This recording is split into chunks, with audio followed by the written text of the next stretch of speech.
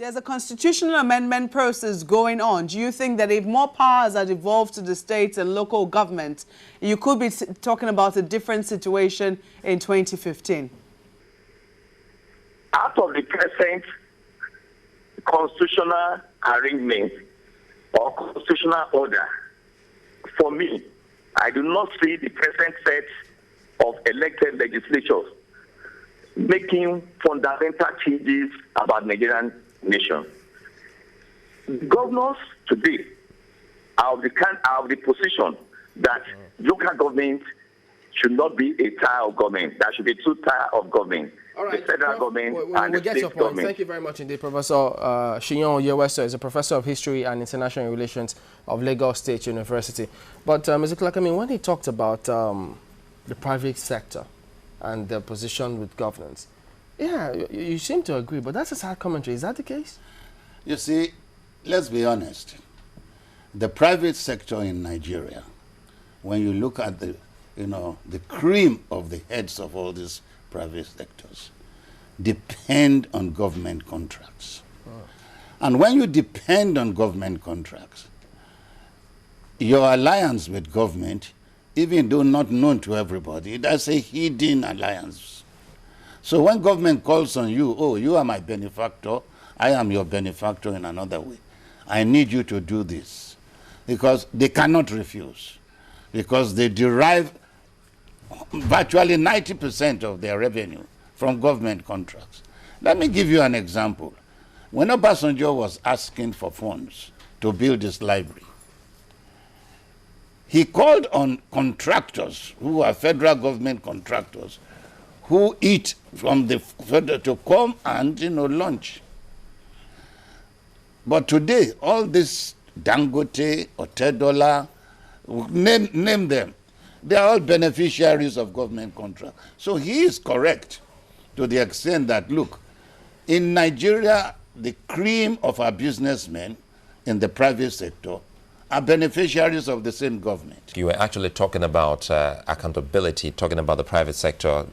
Perhaps, how does it operate in other climes? We've seen how elections are done and how we have a donor list to the extent that you know if this is coming in from Mr. A, B, or C, because if we have to go with what Professor Oyeweso did say, it's quite imperative that the government comes up with a clear picture of who the donors are when we talk about this particular celebration we're about to get into. You see, in civilized countries, the strength of the private sectors are well known. And politicians, search after all these private sectors when elections are coming. I think the first person who broke that jinx in America from contributions from private sector was Obama, when it started through the internet that each American, just $1 from each American will enable him not to rely on the private sectors. And he was able to use that means to collect as much money that he never needed, even the government match. The private sectors are well organized in civilized countries because many of them, due to the growth of the economic system, are independent of government contracts.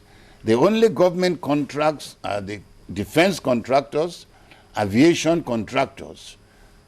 But when you come to power, there are so many private power system, companies in America. They don't depend on government. The railways don't depend on government.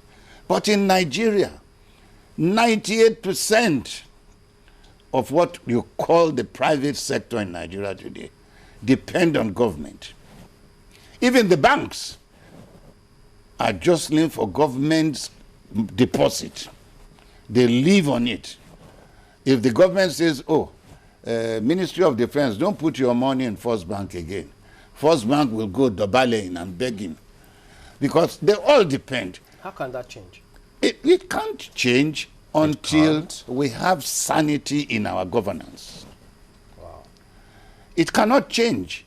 Because if government goes into duties that private sectors should do,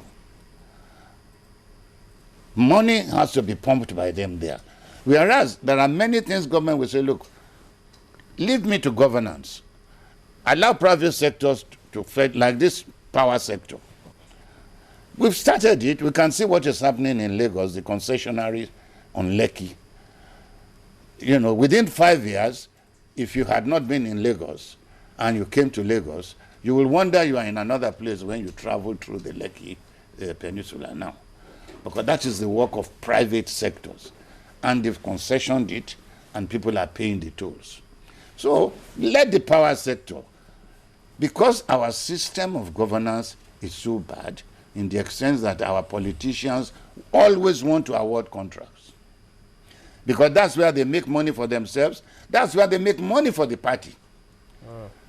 So that's why it goes on. That's why it goes on, and it can never stop.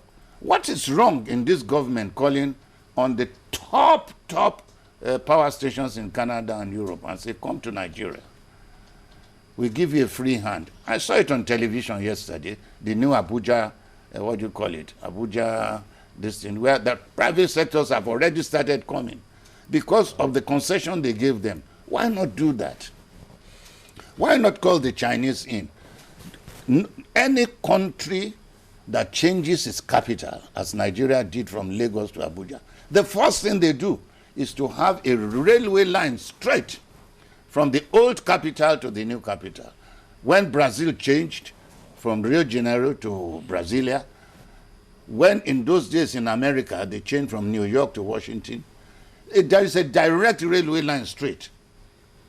Why did Nigeria not have a direct railway line, Lagos to Abuja? 4 hours non-stop. You know, there's another issue I actually wanted you to touch on before we let you go. It has to do with the revenue sharing formula in our constitution. In our federal structure, if you look at the 1999 constitution, everyone has always complained about our revenue formula, which is a big problem sometimes now between the governors and even the executive arm at the federal level.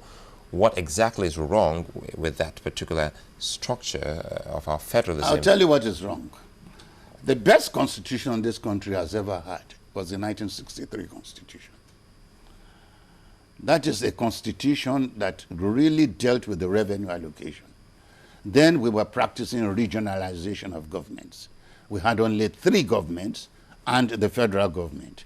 So it was easier then. And there was a schism between the Action Group and the NCNC then, whether it should be by derivation or whether it should be by something else. But they agreed in the Constitution. And states from which these things, come out were getting 50%. Then the military came in and changed the federal, state of governance to a unitary form of government because that is the system they know about. So the military were using a military system of one command route to deal with Nigerian federalism. And in doing so, they appoint a governor who, instead of reporting to anybody within the state, reports to the commander-in-chief or to his general. So that changed many things. And in the process of reforming the 1963 Constitution, the revenue question also became part of this thing. It now fell to at least, thanks to Abacha. Abacha was bold enough when he came in to say, look, the derivation, that is the state that produces, must derive benefit. And that's where the 13% to state came in. So that is what has helped many of the states. But you wonder, if you know how much Rivers State has collected, if you know how much all these oil-producing states have collected within the past 10 years, and you look at the development, you will ask yourself, you will weep, where has all the money gone to?